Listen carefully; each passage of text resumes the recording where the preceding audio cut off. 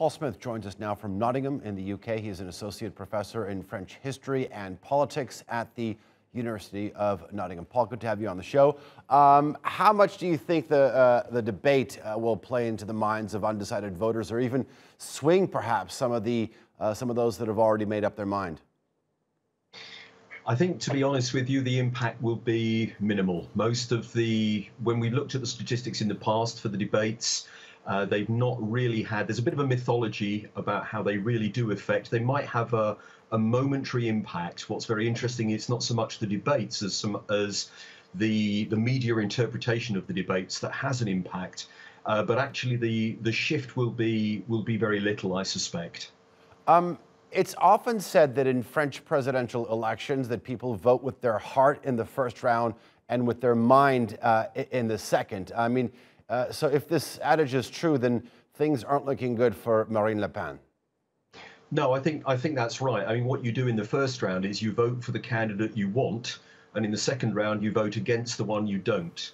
And I think a lot of people in France, what we've seen is, at the beginning, after the first round, it looked like the polls were putting them quite close, and we've seen that drifting out. Your correspondent mentioned a 9% difference. I've seen 12 today.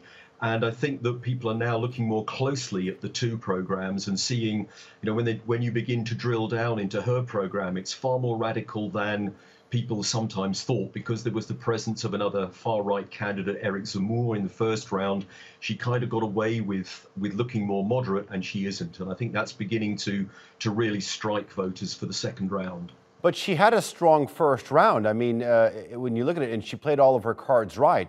She concentrated on things that you could easily criticize the incumbent, Emmanuel Macron, for. What do you think that there's one thing, if she can do anything, that Le Pen can do if she is to pull off an upset?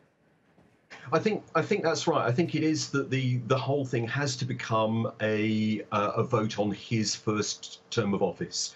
That's really all that she can try and play to those angry voters who are systematically anti-Macron, the Gilets jaunes movement, without her naming them, because she'll want to bring in more than just them. But she really needs to play to the disenchanted, not just the anti-Macron vote, if she's to stand any chance. Her big problem is that she's not a good debater. And so tomorrow is going to, if she does stand a chance of convincing them, it's going to be very interesting how she tries to play it. Paul, let me finally ask you, I mean, this election is obviously important for the French, but it's also very important for the world. I mean, you have a lot of countries that are watching very closely. It is the second biggest economy in the Eurozone. It is the only one that sits on the UN Security Council. It is also the only one with nuclear weapons. Talk to us about why these elections are important for the world.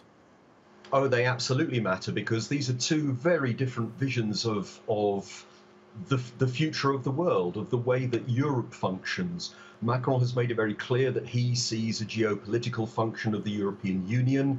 France is a significant power in terms of not just its military might and its nuclear weapons. It's also it has a serious role to play in terms of its military industrial complex, versus a very different view of, a lot of Le Pen's policies, when you look at them, would actually amount to dismantling the EU, very much changing France's role in NATO, and a whole shift away from where France has been. So it's she's really talking about completely rewriting the playbook with regard to France's role in the world. And that's why all of us should be looking very closely at how that is going to play out. Paul Smith, thank you very much for joining us here on the News Hour. I do appreciate the analysis, and I hope we can talk to you after the 24th. Thank you.